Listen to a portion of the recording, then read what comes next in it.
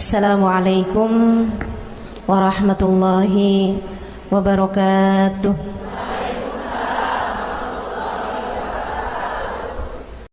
Orang yang hatinya tenang, tenang terus. Saat lagi senang dia tenang, saat lagi susah dia tenang. Saat lagi sehat dia tenang, saat lagi sakit dia tenang. Orang kalau hatinya tenang, sifatnya berketerusan, damai. Karena sekali lagi senang itu jatuhnya ke nafsu. Sementara tenang jatuhnya yang merasakannya adalah hati. Makanya lebih dari senang kita butuh tenang. Dan kita harus minta, Bu, ketenangan hati ini kita harus minta, Dek. Ketenangan jiwa ini kita mesti minta. Karenanya doanya Nabi Musa alaihi salam ketika diutus untuk menghadapi Fir'aun. Diutus Musa dan Harun menghadapi Fir'aun. Nabi Musa minta senjata. Nabi Musa minta bekal kepada Allah Subhanahu wa taala menghadapi musuh bebuyutan yang sangat kuat ini, yaitu Fir'aun. Katanya Nabi Musa, Rabbi syrahli sadri wa yassirli amri wahlul uqdatan min lisani yafqahu qawli waj'alni waziran min ahli Haruna akhi. Itu doa Nabi Musa. Nomor satu yang diminta sama Nabi Musa bukan senjata, pedang sangat tajam. Dari semua hal Nabi Musa bahkan gak minta ilmu. Ya Allah, saya dikasih ilmu dong buat ngadepin Fir'aun. Nabi Musa nggak minta kesaktian. Ya Allah, saya dikasih sakti dong ngadepin Fir'aun. Akan tetapi yang diminta oleh Nabi Musa nomor satu adalah Rabbi syrahli sadri. Ya Allah, lapangkanlah hatiku. Kenapa yang diminta kelapangan? Sebab hati yang lapang akan selalu tenang. Hati kalau lapang bakalan tenang. Kita kalau ngelihat lautan gede, hati kita ngelihat lautan tenang. Kenapa gitu? Karena besar. Sesuatu kalau lapang membuat hati jadi tenang. Makanya yang diminta nomor satu sama Nabi Musa adalah kelapangan hati atau ketenangan hati. Nabi Ibrahim juga gitu.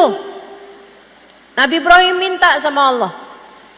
Katanya Nabi Allah Ibrahim alaihi salam, Rabbi arini kaifa tuhyil mauta.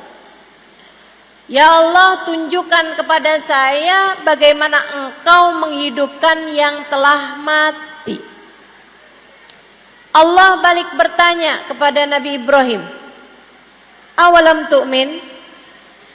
Kamu minta aku tunjukkan bagaimana aku menghidupkan yang mati. Apakah Ibrahim kamu tidak beriman padaku? Apakah kamu Ibrahim tidak beriman kepadaku? Nabi Ibrahim bilang, aku beriman padamu ya Allah, walakin liyatma'inna qalbi.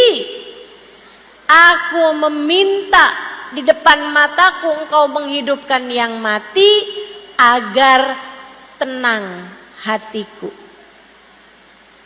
Nabi Ibrahim sekelas nabi minta kepada Allah agar hatinya tenang.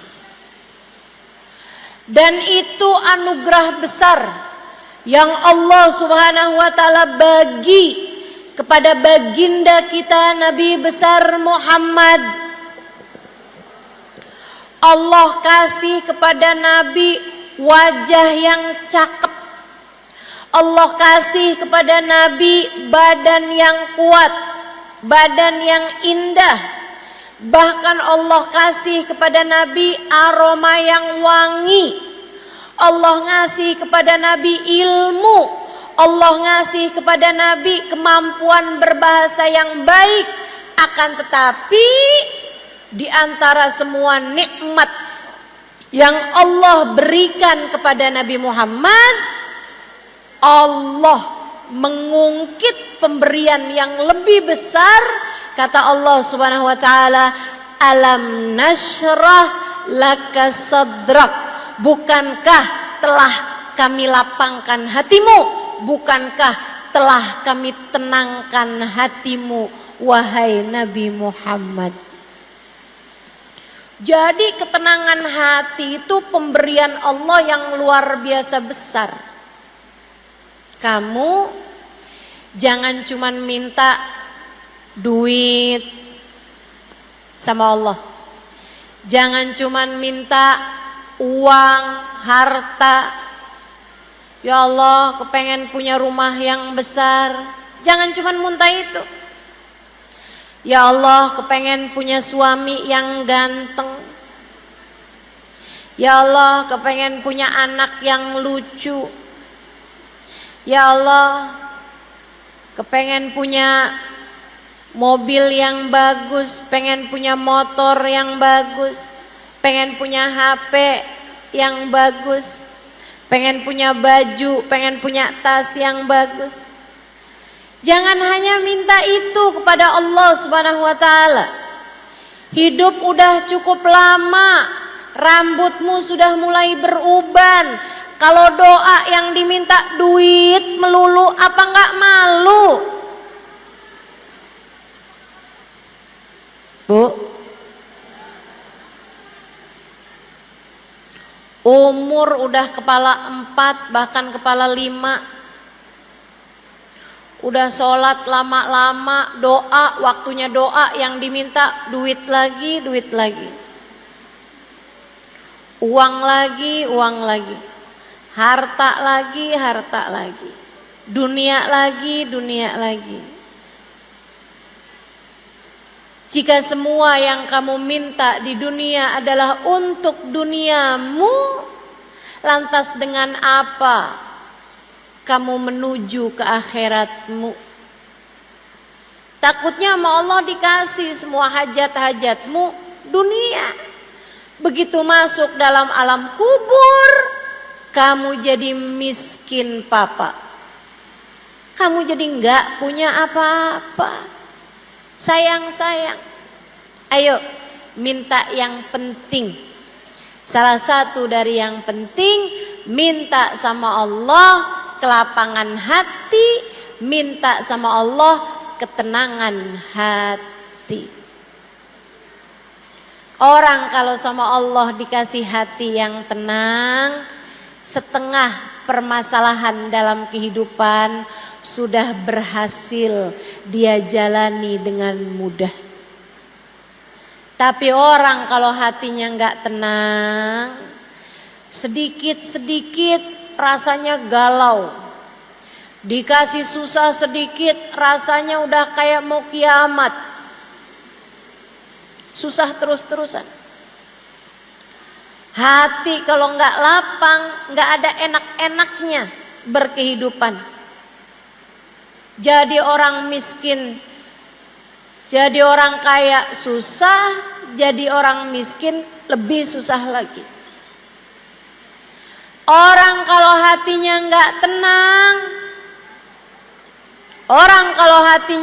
tenang, jadi orang pinter susah, jadi orang bodoh lebih susah lagi.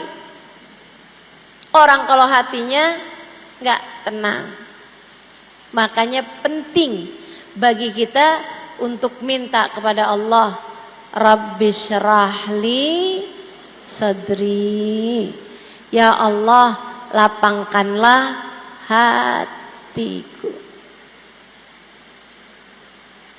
Mudah-mudahan semua yang hadir Allah karuniai ketenangan hati. Semoga semua yang hadir dikaruniai kedamaian jiwa. Semoga semua yang hadir hatinya jadi hati yang mengerti, kenal Allah, makrifat pada Allah, sehingga hatinya senantiasa damai insya Allah. Gimana caranya biar hati kita tenang? Nih, saya kasih beberapa tipsnya. Saudaraku sekalian yang saya muliakan, tips yang nomor 1, hatimu kalau mau tenang, hatimu kalau mau damai, jangan terus-terusan diisi sama yang kecil-kecil. Nanti hatinya terus-terusan kecil. Hatinya terus-terusan sempit kalau kamu taruh dalam hatimu barang-barang yang kecil. Sebab hati itu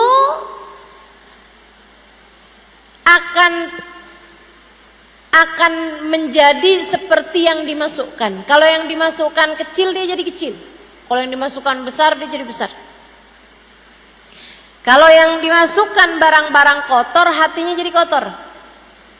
Kalau yang dimasukkan barang-barang yang mulia, hatinya jadi mulia. Maka kalau kamu pengen hatimu tenang, hatimu damai, taruh dalam hatimu yang besar. Apa yang besar? Tepatnya siapa yang besar?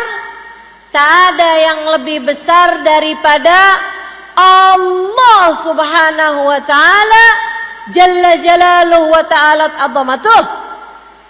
Kamu kalau kepengen hatimu tenang, taruh Allah dalam hatimu, maka hatimu akan merasakan ketenangannya.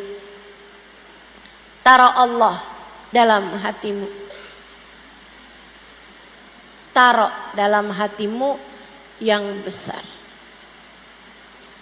Ustazah, yang kecil apa tadi? Selain Allah. Selain Allah. Selain bekal menuju Allah. Selain yang mendekatkanmu kepada Allah, semuanya adalah urusan kecil. Lebih gampangnya, apapun yang tidak kamu bawa mati, apapun yang tidak kamu bawa masuk ke dalam alam kubur, itu adalah perkara yang kecil. HP, kamu bawa masuk ke kubur gak?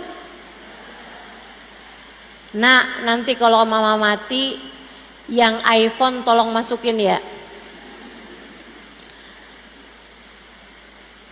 Providernya semua aja deh nak. Mama nggak tahu yang nyambung yang mana. Telkomsel, XL masukin semua. Bisa begitu? Manfaat begitu?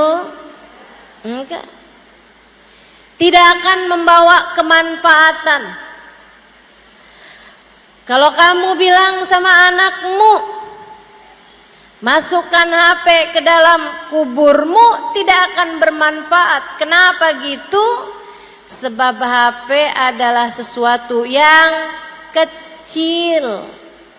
Sesuatu yang kecil, sesuatu yang tidak akan kamu bawa masuk ke dalam alam kuburmu. Kecil semua. Ada di sini yang pesen, nanti kalau saya mati tolong ya kalungnya dipakein, gelang sama cincinnya juga dipakein, biar saya cakep ketika ditanya para malaikat. Manfaat begitu? Enggak bawa manfaat apa-apa.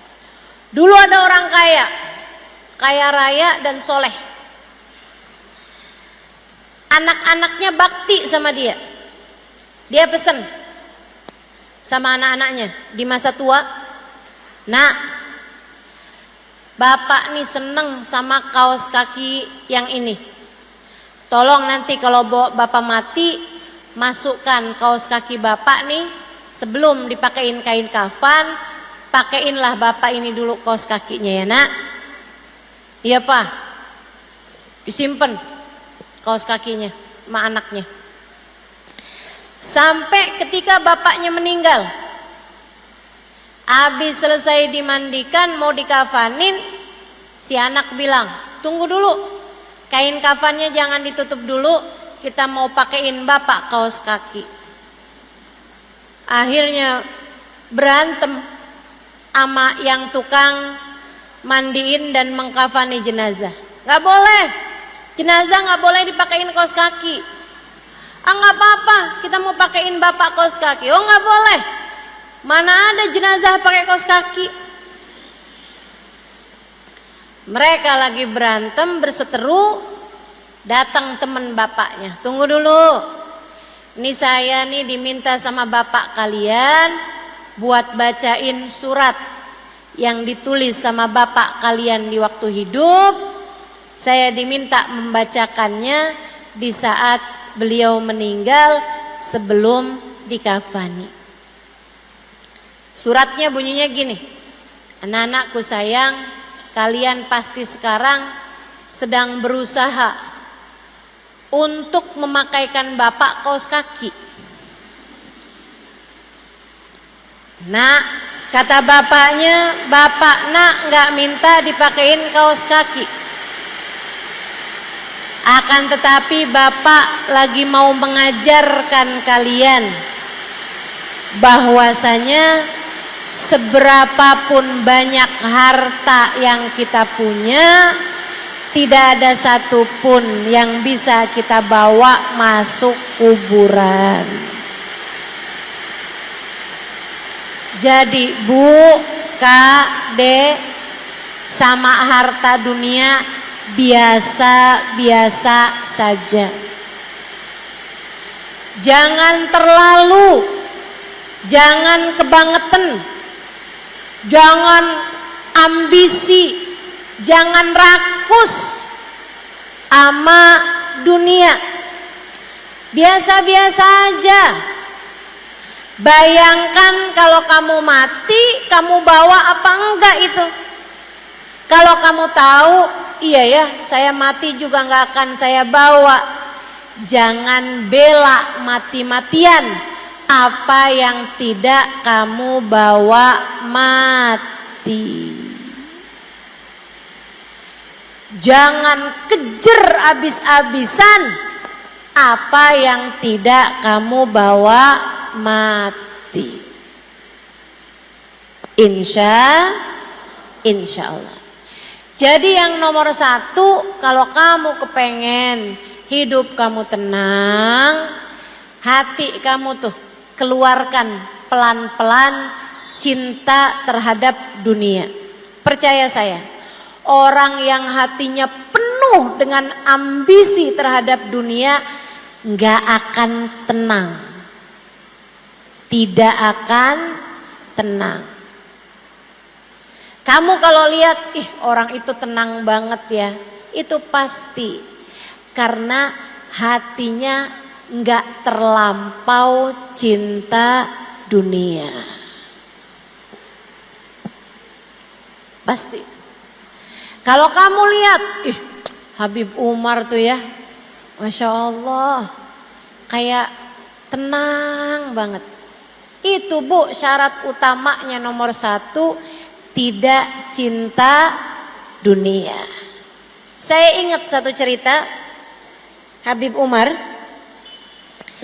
lagi datang ke satu negara sama orang kaya di negara tersebut.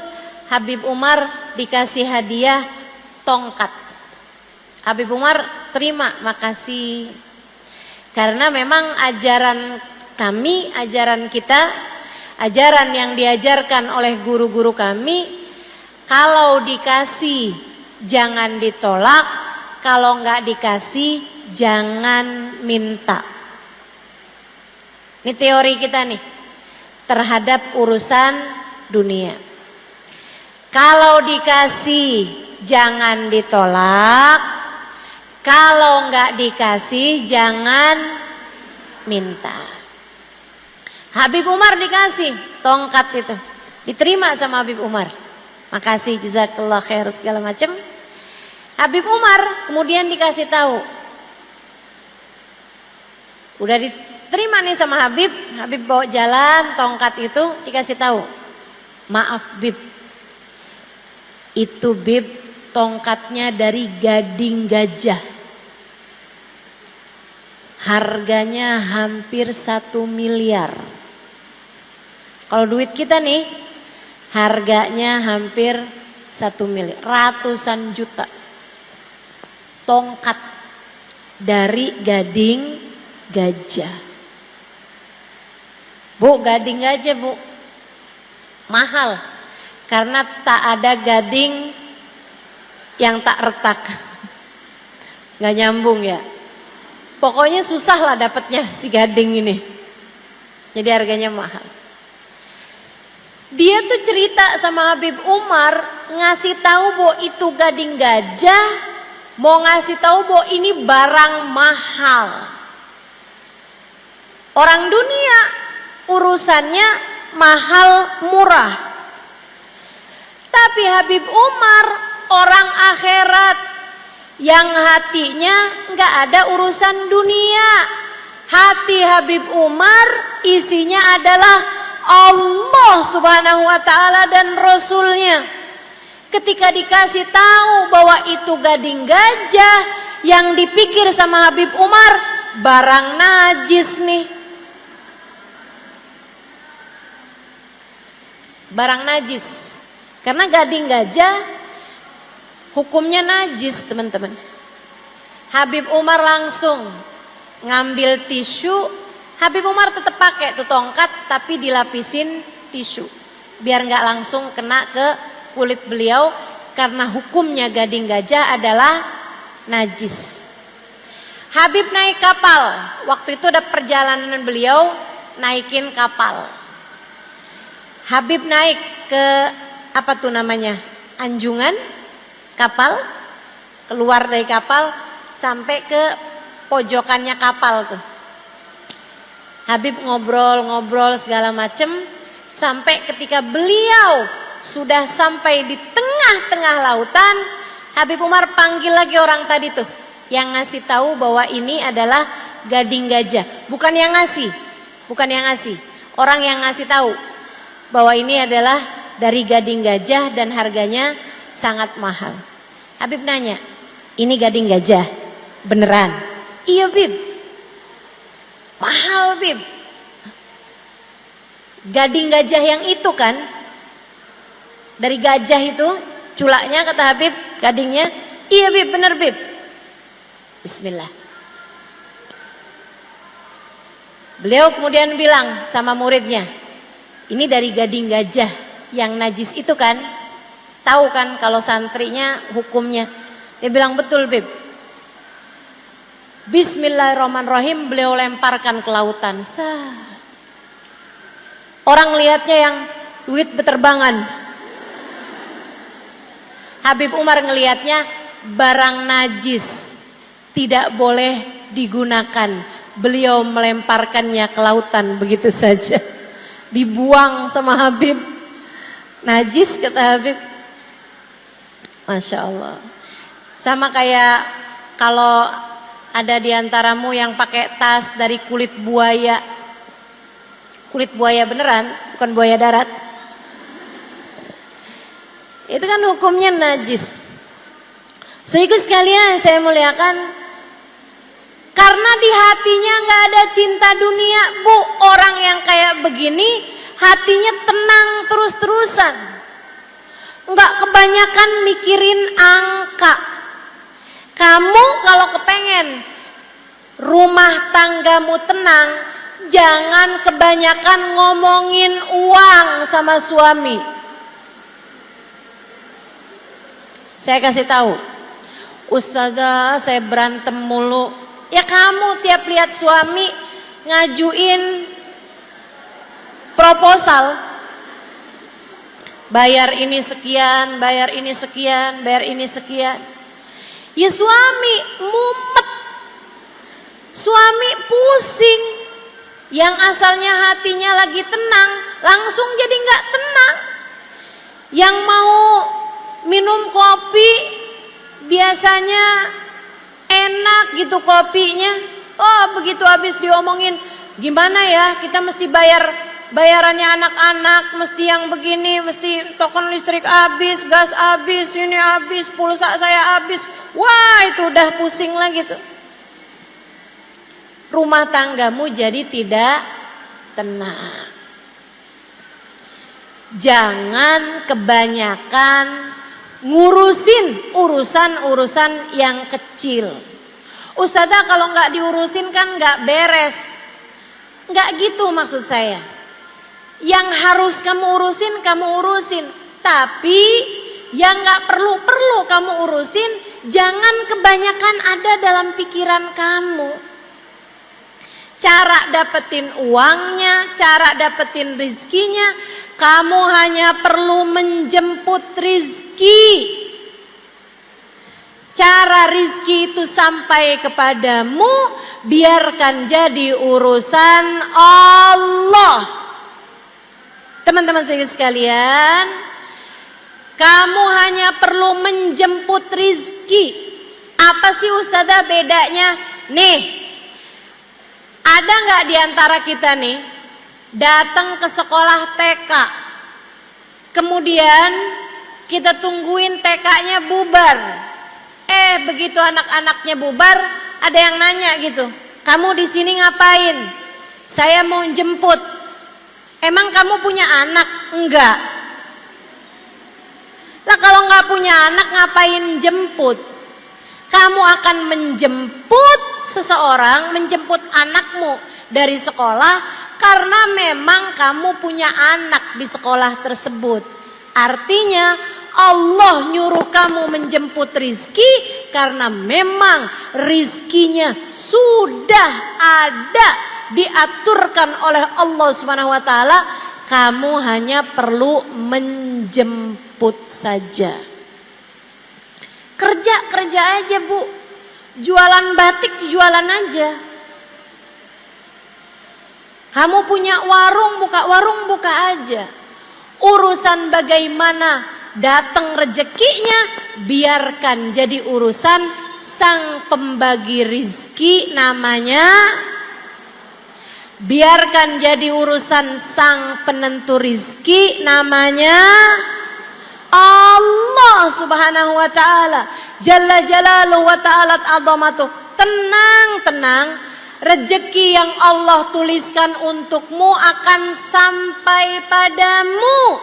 Para ulama mengatakan, jika bahkan kamu nggak tahu alamat rezekimu tahu alamatmu, ia akan sampai kepadamu.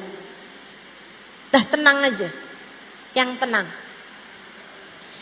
Kalau ada yang kamu masukkan dalam hati, jangan masukkan uang, jangan masukkan harta, jangan masukkan tas, jangan masukkan baju. Cukup hatimu masukkan di dalamnya Allah Subhanahu wa ta'ala. hatimu akan jadi tenang. Jadi nomor 1, kalau pengen hatimu tenang, jangan cinta dunia. Jangan cinta dunia. Hatimu bakalan tenang. Kalau hatimu sudah kosong, sudah kecil dunia di hatimu, kamu akan jadi jauh lebih tenang. Itu 1. Yang kedua, kalau kamu kepengen hatimu tenang, jangan biarkan hatimu membenci siapapun. Saya ulangi.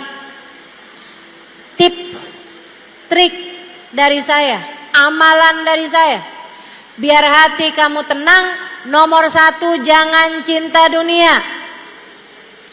Keluarkan pelan-pelan rasa cinta dunia dalam hatimu.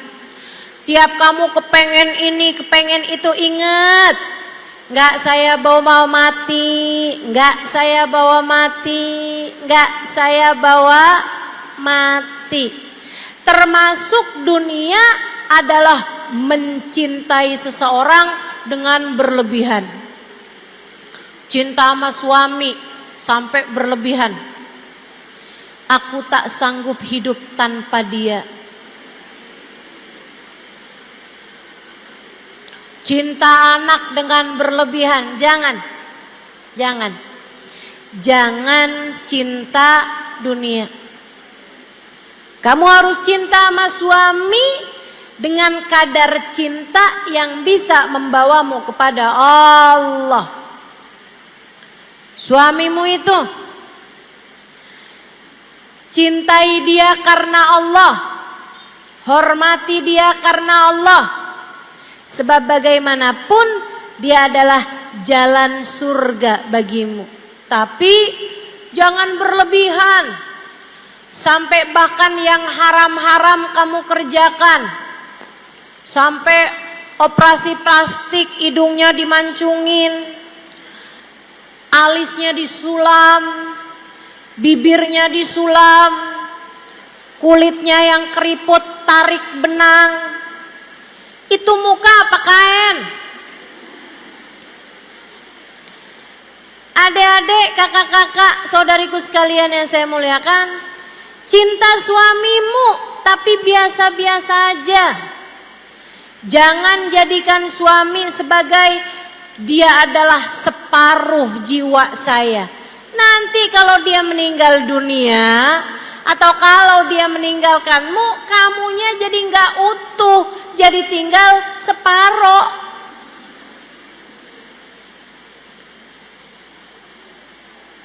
Jangan cinta dunia, hati kamu bakalan tenang. Yang nomor 2, jangan benci siapapun. Hati kamu tenang. Selagi hatimu punya kebencian, benci sama fulanah karena dia godain suami saya, benci sama fulana karena gara-gara dia pacar saya nggak jadi melamar saya,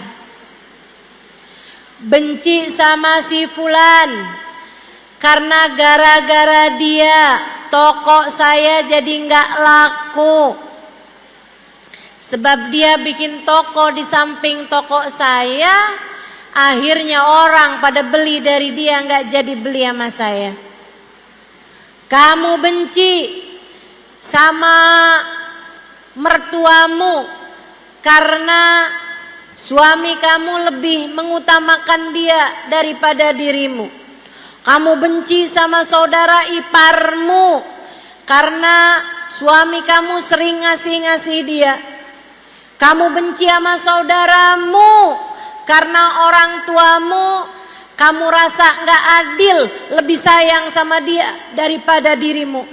Selagi hatimu masih punya kebencian kepada seseorang, hati kamu akan sulit untuk merasa tenang. Kamu pengen hati kamu tenang, keluarkan benci dalam hati kamu terhadap siapapun. Emang kenapa Ustazah? Emang gimana caranya Ustazah? Saya benci sama orang, benci Ustazah, ngeliat mukanya udah pengen muntah saya. Gimana caranya menghilangkan kebencian kepada seseorang? Dengerin saya. Kamu harus ingat, siapapun yang ada di atas muka bumi ini adalah hambanya Allah. Siapapun yang ada di atas muka bumi ini semua adalah hambanya Allah, makhluk ciptaan Allah. Mereka jadi begitu juga ada izin Allah. Bagaimanapun tidak ada sesuatu terjadi kecuali dengan takdir Allah. Kalau kamu bisa ngelihatnya begitu, insya Allah nggak akan ada kebencian di dalam hatimu kepada siapapun. Pada siapapun. Kalau kamu bisa lihat orang sebagai hamba-hambanya Allah, Bu, Kak, Dek, insya Allah. Enggak akan ada kebencian terhadap siapapun. Sama kayak kamu lagi mau makan donat di hadapan calon mertua kamu. Oh, kamu udah seneng banget sama dia. Seneng banget sama calon suami kamu nih. Kamu datang ke rumah calon mertuamu, Dek. Kemudian kamu disuguhin makanan. Orang tersebut bilang, makanan ini saya yang bikin. Kamu makan donatnya, kamu tahu dia yang bikin. Ternyata ketika kamu makan, kamu gak suka. Karena donatnya gak enak. Berani gak kamu lemparkan donat tersebut, kemudian kamu bilang, "Tih, gak enak donatnya." Berani gak? Gak berani. Kenapa begitu? Di hadapan yang bikin. Kamu tahu ketika donatnya kamu kata-katain, donatnya gak bakalan bales. Kalau kamu bilang, "Ih, donatnya gak enak," donatnya gak bakalan bilang, "Kamu juga jelek." Gak bakal. Akan tetapi yang bikin, yang punya donat tersebut sedang menatapmu dan dia berkata, "Ini adalah buatanku." Kamu ketika seperti itu kamu paham, walaupun gak enak, pasti kamu akan berusaha untuk menikmatinya. Orangnya nanya, "Gimana rasanya?" Enak. Betul begitu? Itulah baginda kita Nabi besar Muhammad sallallahu alaihi wasallam. Pagi-pagi minta sarapan, disuguhin roti keras. Nabi Muhammad nanya, "Halakum min idam?" Sama istrinya, "Ada lauk nggak nih yang buat bikin yang kerasnya itu dicocol biar nggak lagi keras gitu." Biasanya kuah daging kalau orang kaya. Kalau orang sedang-sedengan susu gitu. Ya, kalau di kita kan yang keras-keras kue-kue biasanya kita taruhin kopi gitu ya. Kita cocol di kopi. Nabi Muhammad nanya, "Halakum min idam?" Kalian punya nggak nih kuah-kuahnya untuk biar rotinya nggak keras gitu. Istrinya suguhin, istrinya bilang, "Malana illal khal." Nggak punya apa-apa Rasul selain cuka. Kata Nabi Muhammad, "Hati, kalau gitu datengin cukanya ke sini. Bu, roti cocol cuka." Kita belum aja kebayang rasanya nggak enak. Tapi Nabi Muhammad ketemu roti nih, yang dilihat sama Nabi Muhammad yang menciptakan roti, yang merizkikan roti, yaitu Allah Subhanahu wa ta'ala. Cuka yang Nabi Muhammad lihat yang merizkikan cuka, yaitu Allah Subhanahu wa ta'ala yang menciptakan cuka. Siapa, Bu? Allah Subhanahu wa ta'ala. Nabi ambil roti dengan senyum, berasa di hadapan Allah. Nabi cocol cuka dengan senyum, dimakan Nabi Muhammad dengan senyum. Sampai habis rotinya, alhamdulillah alladzi at'amani wa saqani min ghairi haulin minni wala quwwah. Istrinya nanya, "Gimana rasanya wahai Rasul?" Sembari tersenyum, Nabi Muhammad menjawab, "Ni'mal idamul khal." Ternyata lauk paling enak, kuah paling enak adalah cuka.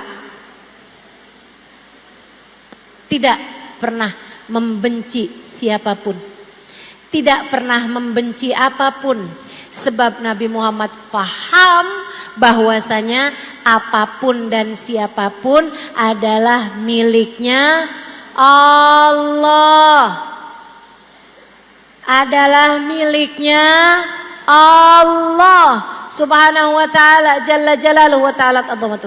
Makanya Nabi enggak benci siapapun, bahkan kepada tetangga yang selalu meletakkan sampah di depan pintu rumah Nabi Muhammad. Ketika orang tersebut sakit, Nabi duluan yang menjenguknya dibandingkan dengan kawan-kawan yang lain. Penuh rahmat, penuh cinta, tidak punya kebencian kepada siapapun. Kebayang kalau orang gak kenal Allah, kalau orang hatinya penuh dengan kebencian, tukang taruhin sampah di depan pintu rumah Nabi. Jadi dia tuh punya sampah, sampah-sampahnya ikan, sampah-sampahnya busuk-busuknya makanan. Itu kalau pagi ditaruhin, dibelaratin di depan pintu rumahnya Nabi Muhammad sallallahu alaihi wasallam. Nabi kalau mau keluar dari rumah nih, Nabi nyapu dulu, Nabi bersihin dulu sampah, bukan dari sampah beliau tapi dari sampahnya tetangga. Orangnya sakit, Nabi keluar rumah kok nggak ada sampah. Nabi tanya, kemana ya anak muda yang itu tuh? Tanpa kebencian, kemana dia, kata Nabi. Innahu marid ya Rasulullah, dia sakit wahai Rasul. Oh, Nabi gak mikir kayak kita nih, kualat tuh mas saya, tahu rasa. Biar dia tahu kalau barang buruk yang dia kerjakan akan membawa dampak buruk. Enggak, dijenguk sama Nabi, dipegangin tangannya, dipegangin kakinya. Nabi kemudian dikasih tahu sama Allah bahwa ajalnya sebentar lagi tiba. Bu, kita kadang kalau kesel sama orang, biarin dah di dunia masih maafin, tar di akhirat. Kebencian tuh. Di dunia sih saya gak akan balas apa-apa, tapi entar di akhirat biarin dia masuk neraka, dipanggang di dalam api neraka. Kita kadang suka mikirnya begitu. Ini orang selalu naruh sampah di depan pintu rumah Nabi Muhammad. Dia sakit dijenguk sama Nabi, dipegang tangannya sama Nabi. Nabi ketika tahu ajalnya datang, Nabi gak mikir, biar dia tahu dah dampak perbuatannya ntar di akhirat, dia masuk dalam neraka, panas tahu rasa. Gak gitu. Sama Nabi dibilang, halla taslim taslam. Masuk Islam aja yuk, biar kamu selamat. Masuk Islam aja, biar kamu masuk surga.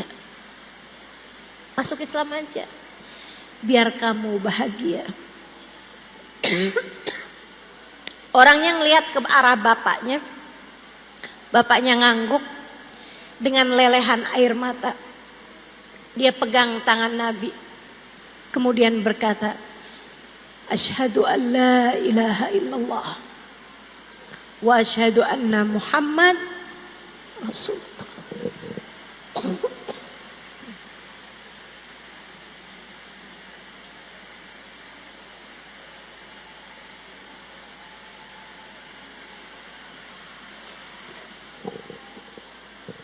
Kenapa Nabi Muhammad bisa sepenuh cinta itu kepada siapapun? Saudaraku sekalian yang saya muliakan, karena Nabi melihat orang bukan sebagai fulan bin fulan, fulanah bintu fulan, bukan. Tapi melihat semua orang sebagai hambanya Allah. Kalau kita benci sama ciptaan Allah, takutnya kita dibenci sama penciptanya. Jangan benci kepada siapapun. Kalau kamu bisa hilangkan rasa tersebut dari dalam hatimu, saya berani jaminkan bahwa hatimu akan jauh lebih tenang. Makanya nih, Lebaran, halal lebih halal. Siapapun aja yang pernah bikin salah sama kamu, saya sarankan padamu, maafkanlah dia. Saya nggak kesian sama orang itu yang udah bikin salah sama kamu. Enggak, saya nggak kesian, saya nggak kenal juga. Saya kesian sama kamu. Kalau kamu terus-terusan taruh dendammu di dalam hati, kebencian kepadanya di dalam hatimu, saya takut lama-kelamaan yang menciptakan dia akan ikut serta benci kepadamu. Saya yang bikin kok, kata Allah. Dia hambaku, kata Allah. Dia makhlukku, kata Allah. Kenapa kamu segitunya benci kepada orang tersebut? Jangan benci siapapun. Gak apa-apa. Orang itu pernah bikin salah, gak apa-apa, wajar. Mau jadi siapa kita sampai semua orang senang semua sama kita? Sama Nabi Muhammad aja ada yang fitnah, ada yang pengen bunuh, ada yang mukul, ada yang ngata-ngatain. Biasa aja teman-teman, biasa aja. Kita dibenci sama orang biasa aja, tapi kita jangan benci sama siapapun dengan kita mengingat bahwa semua manusia adalah ciptaan Allah. Ciptaan Allah. Itu tips yang kedua. Yang ketiga, ada berapa banyak nih Ustazah? 4 deh. Yang ketiga, kalau kepengen kamu hatinya lebih tenang, berusahalah untuk selalu berzikir. Berusahalah untuk selalu ingat sama Allah. Ingat Allah, ingat Allah, ingat Allah.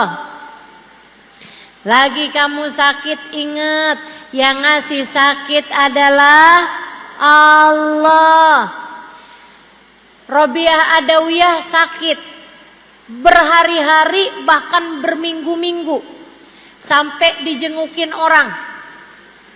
Kemudian mereka bilang, Robiah, doa kamu kan mustajab.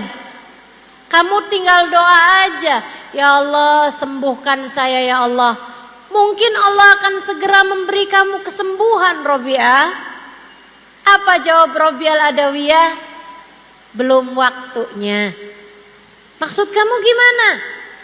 Saya udah dikasih sehat sama Allah 30 tahun. Saya udah dikasih sehat sama Allah lebih daripada 30 tahun. Sehat terus. Sekarang nih saya baru dikasih Allah sakit beberapa hari. Malu saya mau minta segera diberi kesembuhan. Nanti kalau sakit saya sudah lebih daripada 30 tahun, baru saya akan minta diberi kesembuhan dari Allah. Keren banget gak tuh? Sebab dia faham sakit semuanya adalah dari Allah. lagi dikasih kesulitan, kita mesti paham.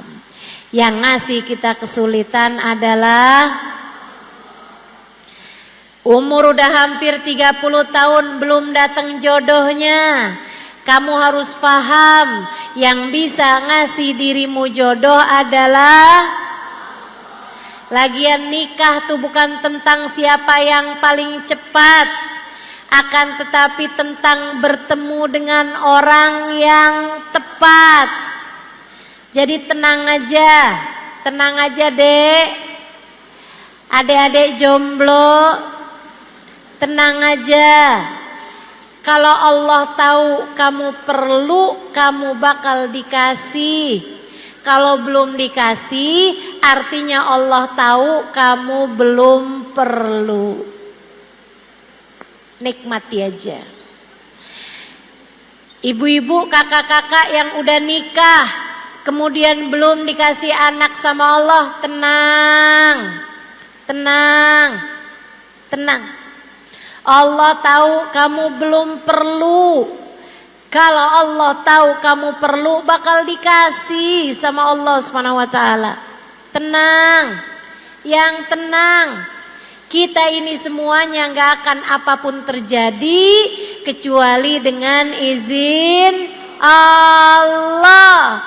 Maka hati kamu tuh terus-terusan aja ingetin Allah, Allah, Allah, Allah. Fahamilah, tak ada apapun terjadi melainkan semuanya dengan izin Allah. Tuh, rezeki kamu dikasih berapa, semuanya dari Allah.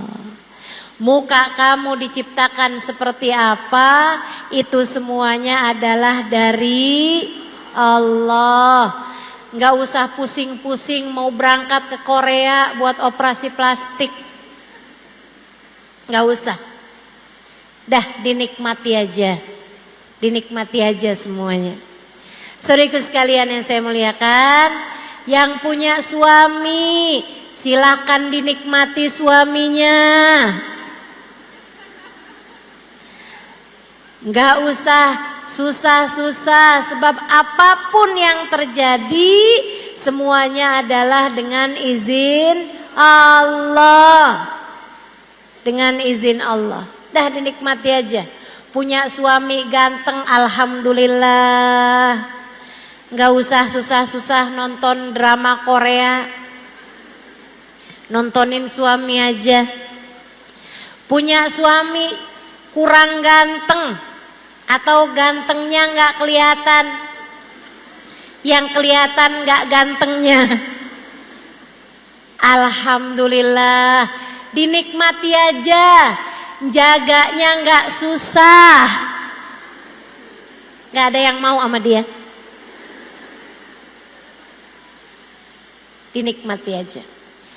Kita bilang makasih ya Allah, semua yang darimu adalah indah.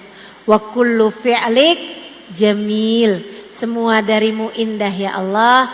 Terima kasih atas apa yang kau berikan padaku. Gitu. Adik-adik yang masih pada punya orang tua, ada ibu, ada bapak, nikmatilah. Ingat Allah. Cari Allah pada diri orang tuamu. Kamu bisa salaman sama ibumu, alhamdulillah, nikmatilah itu.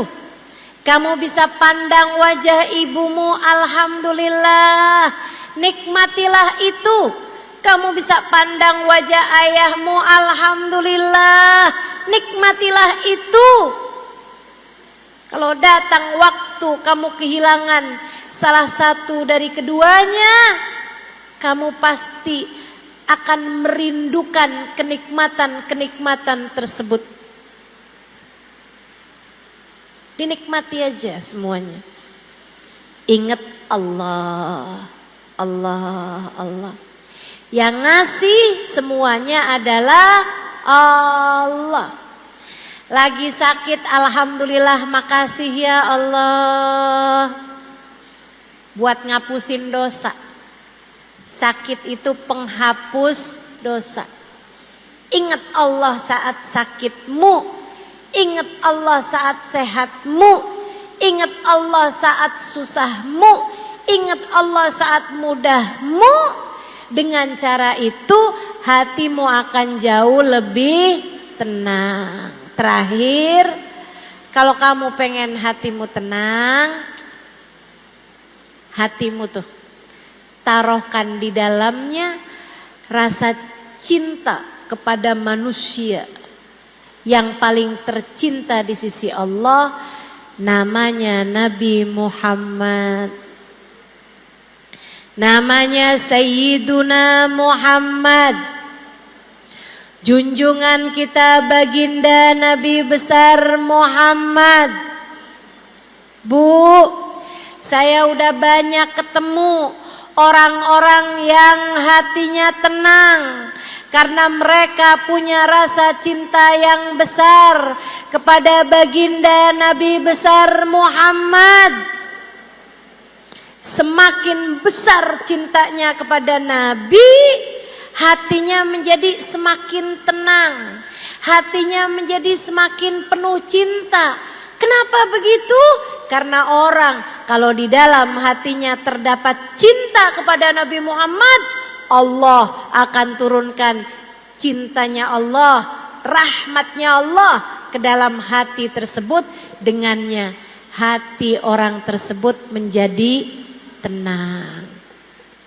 Saya sarankan padamu, kalau kamu lagi takut, kalau kamu lagi galau, kalau kamu lagi khawatir, kalau kamu lagi gelisah, kalau kamu lagi emosi yang gak enak, apa aja rasanya, kalau kamu lagi datang cemburu, kalau kamu lagi datang susah hati, apapun aja, kalau kamu hatimu lagi tiba-tiba merasa benci sama seseorang, misalnya rasa hati apapun yang gak enak, hatimu lagi gak tenang kayak apa, nih saya kasih tahu tips mudah, gampang banget. Kalau kamu lagi memungkinkan untuk berwudu, segeralah berwudu. Kalau kamu lagi nggak bisa wudu, lagi halangan misalnya, lagi datang menstruasi, lagi nifas misalnya, nggak bisa wudu, nggak usah pakai wudu, kamu tutup aurat, duduk, ngadep kiblat, bacalah sholawat, ingat-ingat Nabi Muhammad. Ingat-ingat Nabi Muhammad. Kamu bilang, ya Rasulullah, saya umatmu. Rasul, saya umatmu. Kamu baca sholawat, kemudian kamu ingat-ingat Nabi Muhammad, kemudian kamu sampaikan kepada baginda Nabi Muhammad. Sesudah kamu ucap sholawat dan salam kepada Nabi, Nabi Muhammad berjanji, ma sallama alayya ahadun min ummati illa waradallah alayya ruhi hatta arudda alaihi salam. Tidaklah umatku mengucap salam kepadaku, melainkan Allah kembalikan ruhku sehingga aku dapat menjawab salamnya. Kalau udah kamu ingat sama Nabi, kamu nyambung hati sama Nabi, kamu bilang, ya Rasulullah, saya umatmu wahai Rasul. Saya umatmu wahai Rasul. Saya umatmu wahai Rasul. Hati saya sekarang sedang dilanda cemburu wahai Rasul. Saya umatmu wahai Rasul. Saya enggak mau jadi umat yang enggak benar. Saya takut nanti di hari akhirat tidak berada di belakangmu ya Rasulullah. Bimbing saya wahai Rasul, bimbing saya wahai Rasul. Terus begitu. Kamu baca, Allahumma salli ala Sayyidina Muhammadin salatan taghfiru bihad dunub wa tuslihu bihal qulub wa tantaliku bihal usub wa talinu bihas su'ub wa ala alihi wa sahbihi wa man ilaihi mansub. Salawatnya Habib Saleh Al-Hamid dari Tanggul. Baca salawat tersebut 10 kali. Habib Saleh Al-Hamid, dia ajarkan salawat kepada kita. Salawat tersebut ini dibaca 10 kali atau lebih, kalau mau 100 kali juga lebih bagus lagi. Bacaannya Allahumma sholli ala sayyidina Muhammadin salatan taghfiru bihad dzunub. Ya Allah, sampaikanlah salawatmu kepada baginda kami Nabi Muhammad dengan sebuah salawat yang menghapuskan dosa-dosa saya ya Allah. Tuslihu bihal gulub, bikin bagus hati saya ya Allah. Tantaliku bihal usub, biar lancar terurai belenggu-belenggu yang nyandet-nyandet, yang gak lancar biar dilancarkan sama Allah. Talinu bihasub, yang keras-keras biar jadi pada lembut. Hati yang keras biar lembut. Hati anak-anak kita, hati suami, hati siapapun biar lembut semuanya. Talinu bihasub wa ala alihi, talinu bihasub wa ala alihi wa sahbihi wa man ilaihi mansub. Ya Allah, salawat juga kepada keluarga, pada sahabat dan siapapun yang bersambung dengan Nabi Muhammad. Baca salawat tersebut 5 kali, 10 kali, 15 kali, 20 kali. Terus kamu baca. Ya Allah, lapangkan dada saya ya Allah, berkatnya Nabi Muhammad. Ya Allah, ampuni dosa saya ya Allah, berkatnya Nabi Muhammad. Ya Allah, lancarkan urusan saya ya Allah, berkatnya Nabi Muhammad. Ya Allah, lembutkan yang keras dari diri saya ya Allah, berkatnya Nabi Muhammad. Terus kamu baca, terus kamu baca. Sambil kamu bertawasul kepada Sayyiduna Muhammad. Tolongin saya Rasulullah, saya umatmu wahai Rasul. Tolongin saya wahai Rasulullah, saya umatmu wahai Rasulullah. Tolongin saya wahai Rasul, saya umatmu ya Rasulullah. Terus begitu. Lihatin, lihatin, lihatin aja. Bakalan hatimu lebih tenang.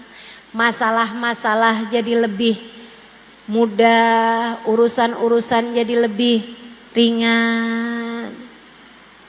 Alhamdulillah. Senang kita punya Nabi Muhammad. Tenang kita punya Nabi Muhammad.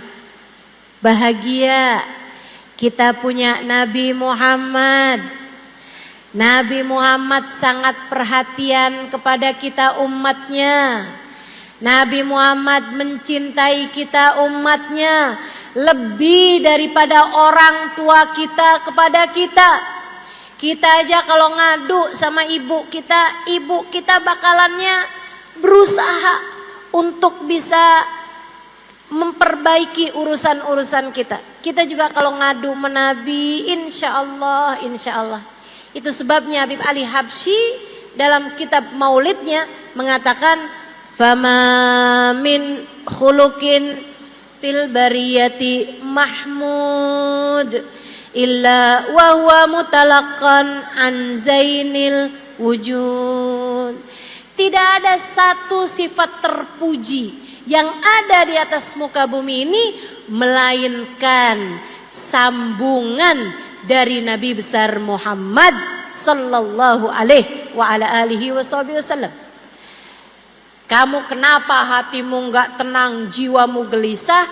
Karena kamu kurang dekat sama Nabi Muhammad. Deketin lagi nabinya, hatimu akan jauh lebih tenang. Salawatan yang banyak, masalahmu akan lebih mudah untuk terurai.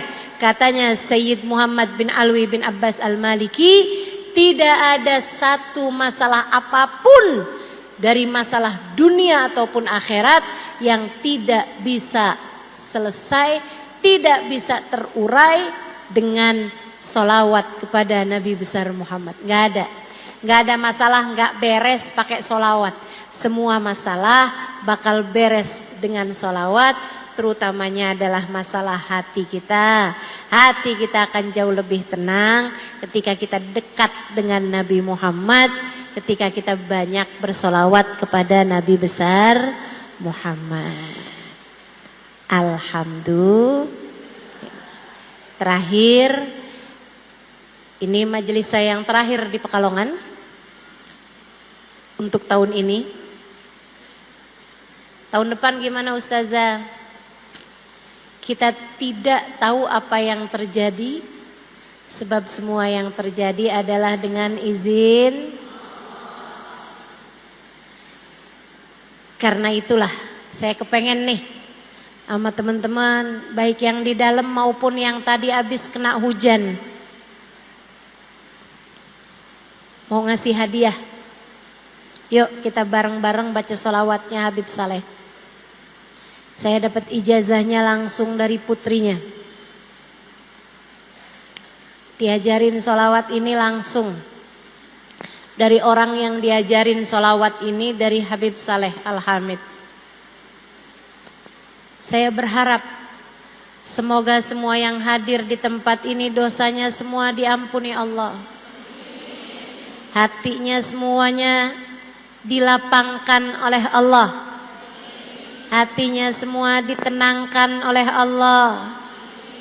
Semua permasalahannya dibereskan oleh Allah. Semua kesulitannya dimudahkan oleh Allah. Yang keras-keras biar dilembutkan oleh Allah. Berkatnya Nabi besar Muhammad, hati kita semuanya jadi tenang. Berkatnya Nabi besar Muhammad, yang sakit-sakit biar pada sehat. Berkatnya Nabi besar Muhammad, yang sulit-sulit biar jadi mudah. Berkatnya Nabi besar Muhammad, hati kita yang keras semoga dilembutkan Allah. Berkatnya Nabi Muhammad, hati suami kita semoga dilembutkan Allah. Hati anak-anak kita semoga dilembutkan Allah. Hati orang tua kita semoga dilembutkan Allah. Semuanya hatinya semoga ditenangkan oleh Allah. Berkatnya baginda kita Nabi besar Muhammad.